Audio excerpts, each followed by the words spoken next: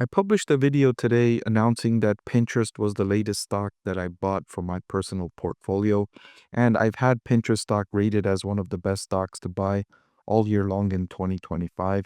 So I know because of that video where I announced and revealed that Pinterest was the latest stock that I bought, I know that's going to create a lot of interest from my viewers, and you're going to have a lot of questions why I bought Pinterest, what's going on with Pinterest, etc. So in this video, I'll discuss a lot more in detail about Pinterest, and I'll have several more videos coming in the next few days, elaborating on Pinterest, its latest quarterly results, etc. I'm also going to share with you in this video my proprietary discounted cash flow model for Pinterest. I'll talk a little bit more in detail about the fair value calculation and the components and why this makes Pinterest an undervalued stock to buy according to my calculations.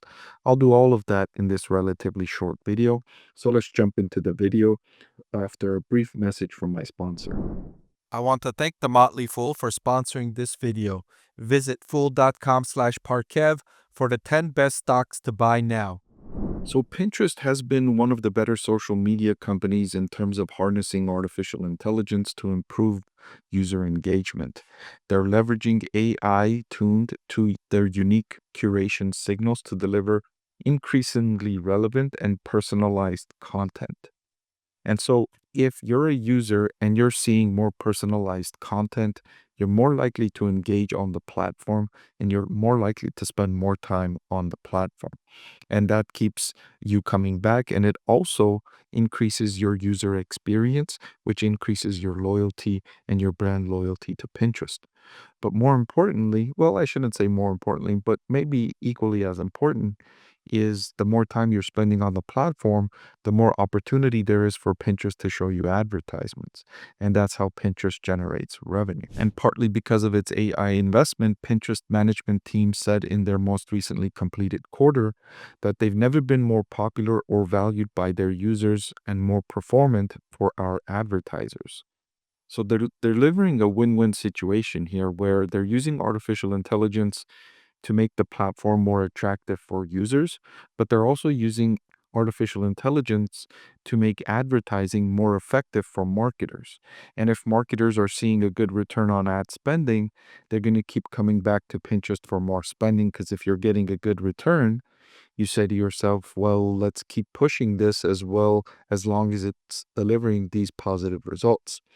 And comparatively speaking, when you look at Pinterest's average revenue per user, they're on the lower end compared to Snap, Meta platforms. And when we would previously get data for Twitter, Pinterest was consistently behind in terms of the social media companies and the average revenue per user they're generating. They've only recently started increasing their monetization efforts, and it's been working really well.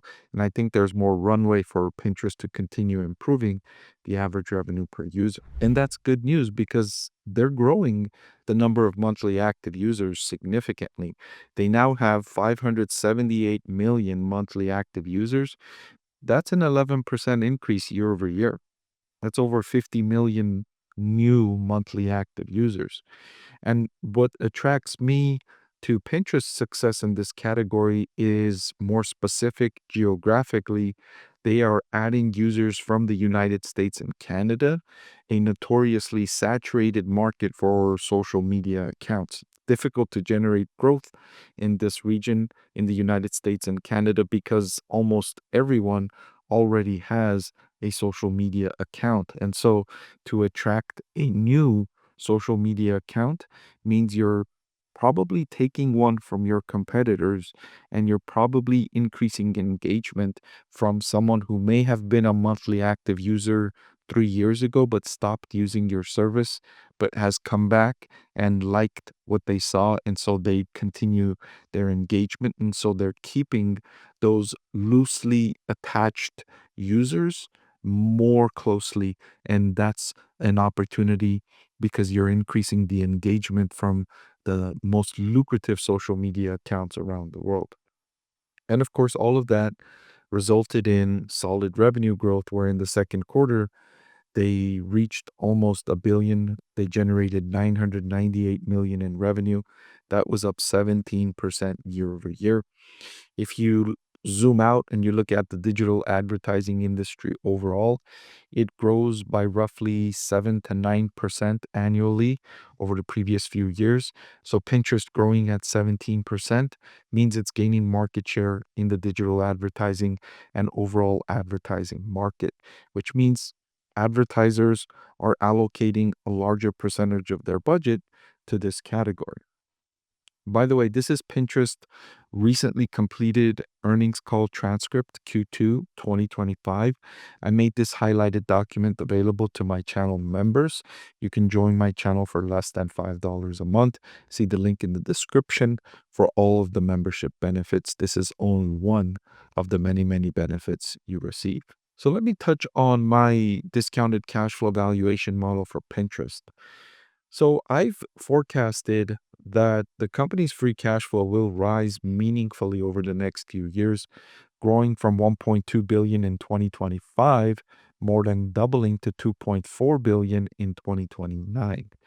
And even at this level, doubling over the next 4 years would leave Pinterest at a small fraction of the overall market.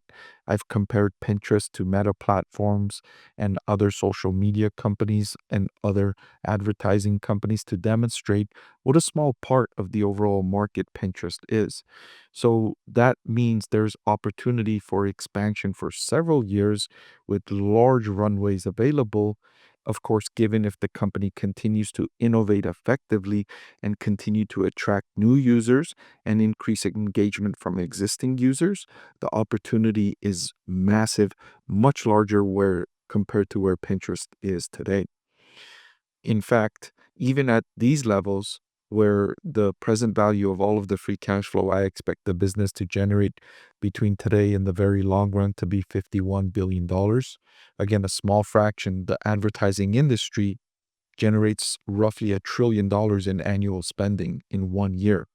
So Pinterest, the total present value of all of the free cash flow I expect the business will generate between today and the very, very long run is over $51 billion. And even at this relatively small percentage of the profits that will be generated from the advertising industry, results in an intrinsic value per share calculation of $87 for Pinterest stock. The current market price is under $36. So this is again just a small part of the reason why I bought Pinterest stock for my portfolio.